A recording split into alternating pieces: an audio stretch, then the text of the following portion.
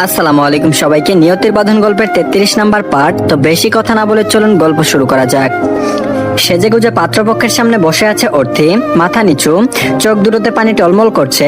সামনে বসা পাত্রকে একবার ফিরেও দেখেনি। সেই মুহূর্তে মায়ের মুখ থেকে অমন একটা কথা শুনে কতক্ষণ বাকরুদ্ধ হয়েছিল সে, শ্বাস নিতেও কষ্ট হচ্ছিল। হঠাৎ তাকে না জানিয়ে এমন একটা সিদ্ধান্ত নেওয়ার কারণ খুঁজে পায়নি। তাকে না জানানোর জন্য মায়ের সাথে তর্কে জড়িয়েছিল। কেঁদে কেঁদে অনুনয় করে বলেছিল সে বিয়ে করতে চায় না। তার কান্না দেখে নিশা তো কেঁদে উঠেছিল, কিন্তু অর্থীর মায়ের মন গলেনি। অর্থী জেদ ধরে বসেছিল, না তো সে শাড়ি পরবে আর না তো কারো সামনে আসবে। তখন তার বড় আম্মা আর ফুপি এসেছিল। মেয়েকে কাঁদতে দেখে বুকে জড়িয়ে নিয়ে শুয়েছিল। তারপর বলল, এভাবে কেন কাঁদছিস সোনা? কারো সামনে গেলেই কি বিয়ে হয়ে যায় নাকি? তাদের অপমান তো করতে পারি না, তাই না? তোর পছন্দ না হলে এই বিয়ে হবে না। বড় আম্মুর কথা শোন মা আমার। অর্থীও ওই মুহূর্তে নিজের ভালোবাসার কথাটা বলতে পারেনি, কিন্তু বড় আম্মুর কথার উপর ভরসা করে শাড়ি জড়িয়েছিল শরীরে।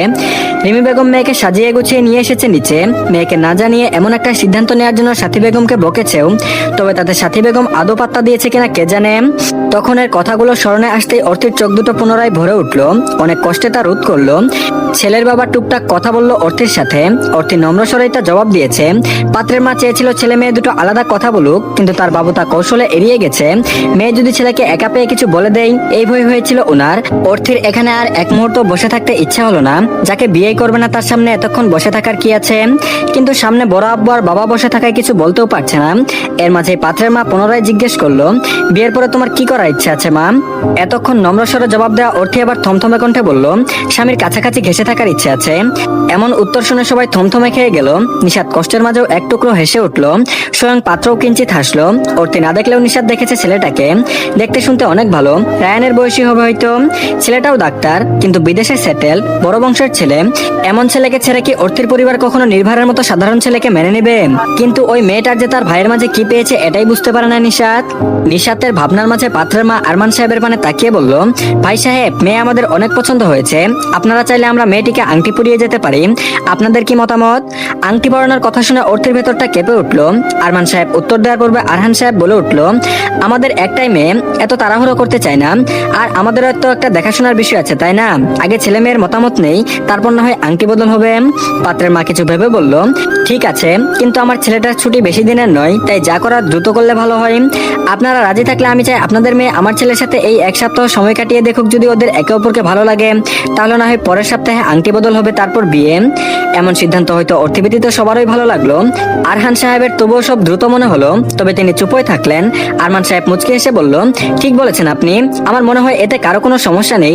আমার মেয়ে একদিন আপনার ছেলের সাথে সময় কাটিয়েই দেখুক। আই থিঙ্ক একে অপরকে ঠিক পছন্দ করবে। পাত্রের মা ছেলেকে জিজ্ঞেস করতে সে এতে মত দিল, কিন্তু অর্থী সে চোখ উঁচিয়ে একবার বড় আম্মুর পানে তাকালো। যিনি অসহায় চাহনি নিক্ষেপ করে আছে মেয়ের পানে। স্বামী আর দেবরের মুখের ওপর কি বলবেন বুঝলেন না রিমি বেগম। আর মেয়ের অমতের কারণে বিয়ের কিছু জানে না। অর্থী আর সইতে পারলো না। সবার পানে একবার তাকিয়ে হঠাৎ উঠে দাঁড়ালো। আকস্মাৎ শক্ত কণ্ঠে বলে উঠলো, আমি এই বিয়ে করব না, তাই আমি কারোর সাথে সময়ও কাটাতে পারবো না। আকস্মাৎ এমন কথায় সবাই আশ্চর্য হলো। আরমান বাবু মেয়ের কথায় রুষ্ট হলেন। তিনিও শক্ত কণ্ঠে জিজ্ঞেস করলো, না করার কারণ?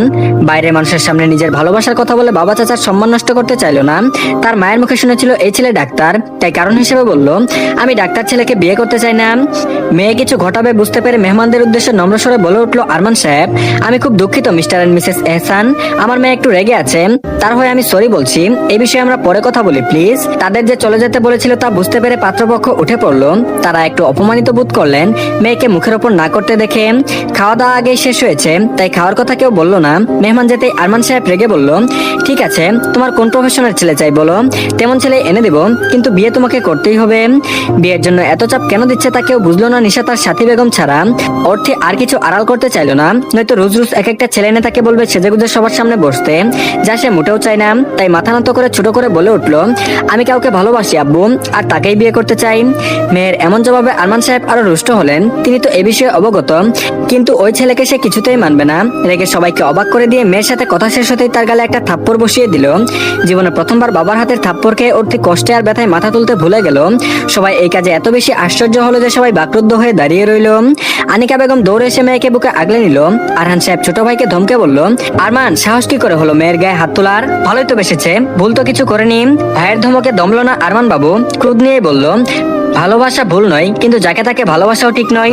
ও যাকে ভালোবাসে তাকে মেনে নেওয়া আমার পক্ষে সম্ভব নয়। এবার সবার সাথে অর্থীয় আশ্চর্য হয়ে তাকালো বাবার দিকে। তার মানে বাবা কি জানে নির্ভারের কথা? এজন্যই কি এত ব্যস্ততা তাকে বিয়ে দেওয়ার?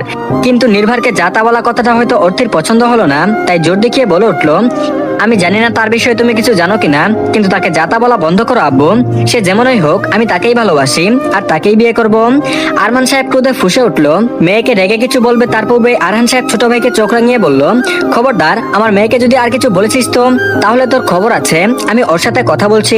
আরমান সাহেব বড় ভাইয়ের মুখের উপর আর কিছু বললেন না, কিন্তু নিজের ক্রোধকেও সামলাতে ব্যর্থ হচ্ছে, তাই রাগকে প্রশমিত করার উদ্দেশ্যে বাড়ি থেকে বেরিয়ে গেল। শুধু যেতে যেতে মেয়েকে শাসিয়ে গেল, ওই ছেলেকে ভুলে যাও, তাই ভালো তোমার জন্য, আমি ওই ছেলেকে মানবো না। ওঠে আর এক মুহূর্ত দাঁড়ালো না নিচে। বাবার শেষ কথা শুনে কাঁদতে কাঁদতে ফুফির বুক থেকে সরে উপরের দিকে দৌড়াতে লাগলো।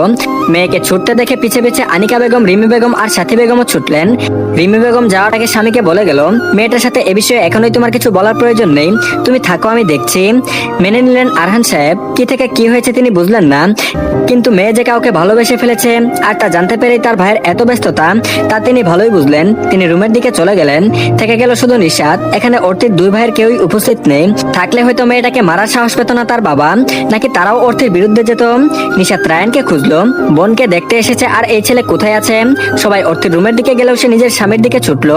সে আজ এত আশ্চর্য হয়েছে তা বলে বোঝানোর মতো নয়। সে ভেবেছিল অর্থি মেয়েটা ভয় পেয়ে যাবে, সবার সামনে নিজের ভালোবাসার কথা মুখ ফুটে বের করতে সক্ষম হবে না, কিন্তু ভালোবাসা যেন এই মেয়েকে দিয়ে সব করিয়ে ছেড়েছে। যে মেয়েটা তার ভাইকে ভালোবেসে এত কষ্ট পাচ্ছে তাকে একটু সাহায্য করাই যায়, আদৌ কতটা পারবে কে জানে। দরজা ভিড়ানো পেয়ে চুপ করে ঢুকলো নিশাত। ঢুকতেই নজরে পড়লো তার স্বামী বিছানায় শুয়ে আছে। জ্বর এসেছে নাকি আবার? সে উদ্গ্রীব হয়ে স্বামীর দ্বারে এগিয়ে গিয়ে উৎকণ্ঠিত হয়ে বলল, এই আপনি শুয়ে আছেন কেন? জ্বর কি বেড়েছে? আর নিচে যাননি কেন? বউয়ের কণ্ঠ পেয়ে রায়ান চোখ মেলে উঠে বসলো। বউকে এত চিন্তিত দেখে বলল, ঠিক আছে, আমি এত প্রশ্ন একসাথে করছো কেন? আমি নিচে গিয়েছিলাম তো, সবার সাথে কথা বলে এসেছি। দুপুরে ওষুধ খাওয়া হয়নি তাই জ্বরটা আবারও একটু বেড়েছিল, তাই এসে শুয়েছিলাম। জ্বর এসেছে শুনে নিশাতের খারাপ লাগলো, কিন্তু যে উদ্দেশ্যে এসেছে তা তো স্বামীকে জানাতেই হবে, তাই শুকনো রোগ দিলে নরম কণ্ঠে বলে উঠলো, আপনার চাচা আপনার বোনকে মেরেছে আজ? রায়ানের আশ্চর্য স্বর ভেসে এলো, মানে? নিশাত চোখ খুলে বলল। পুনরায় একটা শুকনো রোগ গিলে বলল, আপনার বোন মানে অর্থী আপু একটা ছেলেকে ভালোবাসে? বোনকে চাচা মেরেছে শুনে রেগে গেল রায়ান। তার উপরে এই সামান্য কারণে? সে তো সকালে বলেছিল বোন রাজি না থাকলে কোনো বিয়ে হবে না। বউয়ের কথা শুনে বুঝলো বউ অনেক কিছুই জানে, জানারও কথা। এতদিন একসাথে যে আছে আর দুজনের ভাবও অনেক। রায়ান গম্ভীর স্বরে বলল, ছেলেটা কে জানো? রায়ানের অমন স্বর সাথে লালিত হয়ে ওঠা চোখ দুটো দেখে ভয় পেল নিশাত। ফর্সা করে এই লোকটার কাছে তো এসেছে, কিন্তু ছেলের নাম জানার পর অমত করবে না তো, বা তাকে ভুল বুঝবে না তো? যা হয় হবে ভেবে মাথা নত করে বলল, আমার ভাইয়াকে ভালোবাসে অর্থী আপু। রায়ান একটু ভাবার চেষ্টা করে জিগালো, তোমার ভাই মানে নির্ভার, যাকে গ্রামে গিয়ে দেখেছিলাম? নিশাত মাথা উঁচিয়ে স্বামীর ভাবগতি বোঝার চেষ্টা করলো, কিন্তু কিছুই বুঝতে সক্ষম হলো না। তবুও মাথা নেড়ে সাই জানালো। পুনরায় রায়ানের গমগমেশ্বর ভেসে এলো, গ্রামে দেখার পর থেকে ভালোবেসেছে নাকি আরো আগে থেকে ভালোবাসে? নিশাত বলল, অনেক আগে থেকেই। বউয়ের স্বর শুনে বোধহয় বুঝলো মেয়েটা ভয় পাচ্ছে, চেয়েও স্বরটা শান্ত করতে পারলো না। সে একই স্বরে নির্দেশ দিল, অর্থের কাছে যাও তুমি। লোকটা কি তার উপর রেগে গেল নাকি বোনের উপর? কিছুই বুঝলো না নিশাত, তাই বলল, আপনি কি রেগে আছেন? রায়ান বিছানা ছেড়ে নেমে ওয়াশরুমের দিকে যেতে যেতে বলল, না, তুমি যাও ওর কাছে, আমি ফ্রেশ হয়ে আসছি। স্বামীর মুখে আগের তুলনায় একটু শান্ত স্বর শুনে নিশাত চুপচাপ ননদের রুমের দিকে এগিয়ে গেল। আর এদিকে বিছানার উপরে বসে মেয়েটা কেঁদে চলেছে অবিরাম ধারায়। সবাই সান্ত্বনা দিতে ব্যস্ত, কিন্তু তা মেয়েটার কানেই ঢুকছে না বোধহয়। এসে আগে শাড়িটা খুলে ছুঁড়ে ফেলেছে, আগের পরিধানকৃত পোশাকটাই পুনরায় শরীরে জড়িয়ে নিয়েছে। মেয়ের কান্না দেখে উপস্থিত তিনজনেরও চোখে জল চলে এলো। মেয়েকে মেরেছে বিদায় সাথী বেগমেরও খারাপ লাগছে। সে হয়তো মুখে তিতকুটে কথা বলে, কিন্তু গায়ে হাত তোলা ওনার পছন্দ নয়। কিন্তু এসব স্বামীকে কি করে বুঝাবে? মেয়েকে ভালো করে বুঝিয়ে বললেই তো হতো। এত বড় মেয়ের গায়ে কেউ হাত তুলে? তিনি মেয়েকে সান্ত্বনা স্বরূপ বলে উঠলো, এমন কাঁদিস না মা, নিজের বাবার কথা মেনে নিলে তো তিনি তোকে এভাবে মারতো না। মায়ের কথা বোধহয় সহ্য হলো না অর্থের। কান্নারত স্বরে বলল, আমি আরো মার খেতে রাজি, কিন্তু বাবার ইচ্ছে পূরণ করতে রাজি নই। যাকে ভালোবাসি তাকে ছাড়া কাউকে বিয়ে করব না, আমাকে মেরে ফেললেও না। মেয়ের এত জেদপূর্ণ কথা বোধহয় সাথী বেগমের সহ্য হলো না। একটা সাধারণ ছেলের জন্য তার মেয়ে মরতে পর্যন্ত রাজি, এটা মা হয়ে তিনি কি করে মেনে নেবেন? মেয়েকে এত করে বুঝাচ্ছে অথচ এই মেয়ে মানছেই না কোনো কথা। তিনিও রেগে বললেন, কাকে ভালোবাসিস তুই? কি আছে তার বল, যার জন্য তাকে ছাড়া মরতে চাইছিস তুই? অর্থী বলল, তার কিছু নেই। শুনেছো তোমরা, তার কিছু নেই, তবু আমি তাকে ভালোবাসি আর বাসবো। মেয়ের খেকিয়ে বলা কথা শুনে সাথী বেগমেরও রাগ হলো। শান্ত স্বরে বোঝানোর চেষ্টা করে বলল, তোর কি মনে হয় আমরা তোর খারাপ চাই? সেই ছেলে কি আমাদের পছন্দ করা ছেলে থেকে বেশি ভালো রাখবে তোকে? ওই ছেলে তোকে কিছুই দিতে পারবে না, কেন বুঝতে পারছিস না? মায়ের কথায় অর্থে কান্নারত চোখেও তাচ্ছিল্য করে হাসলো। ধরাসরে বলে উঠলো, তুমি কি চাও তোমাদের পছন্দ করা ছেলেকে বিয়ে করি, তারপর সে আমাকে বুঝতে পারবে না, আমি তাকে মেনে নিতে পারবো না, সন্দেহ করব, তারপর প্রতিদিন দুজনের মাঝে ঝগড়া হবে, অশান্তি হবে, ঠিক তোমার আর আব্বুর মতো? কি ভেবেছো আমরা কিছু জানি না তোমার আর আব্বুর বিষয়ে? আমি তোমার মতো সবার সামনে ভালো থাকার অভিনয় করতে পারবো না আম্মু। মেয়ের কথা শুনে সাথী বেগম স্তব্ধ হয়ে গেলেন, সাথে বাকিরাও অবাক হলো, যদিও তারা অনেক কিছুই জানেন। রিমি বেগম মেয়েকে চুপ করতে বলল, তারপর বলল, মায়ের সাথে এভাবে কথা বলতে নেই আম্মু, তুই একটু কান্না বন্ধ কর, আমি তোর বড় আব্বুকে বলবো তোকে যেন বিয়ে না দেয়। বড় আম্মুর কথা শুনলেও কান্না থামলো না অর্থের। মেয়ের পানে তাকিয়ে পুনরায় বলল, ওই সাধারণ ছেলেটা তোমাদের মতো দামি জিনিস আমাকে দিতে না পারলেও অন্তত আমার সাথে দুর্ব্যবহার করবে না কখনো, এতটুকু ভরসা তার প্রতি আমার আছে। সাথী বেগম এবার নিজেকে সামলে মেয়ের উপর খেকিয়ে বলে উঠলো, আচ্ছা খুব ভরসা ওই ছেলের প্রতি তাই না? তাহলে এখনো এখানে পড়ে আছিস কেন? যা তার কাছে, দেখি সে তোকে কত ভালোবাসে। যখন টাকার অভাব পড়বে তখন আবার এই মা বাবার কাছে ফিরে আসিস না। অর্থী আবার স্তব্ধ হয়ে তাকালো মায়ের পানে, চোখ দিয়ে জল গড়িয়ে পড়লো, গলার স্বর রুদ্ধ হয়ে গেল। রিমি বেগম ছোট যাকে ধমকে বলল, এবার কিন্তু বেশি বেশি করছিস তুই, ভালোভাবে কথা না বলতে পারলে বলিসই না, চুপ থাক।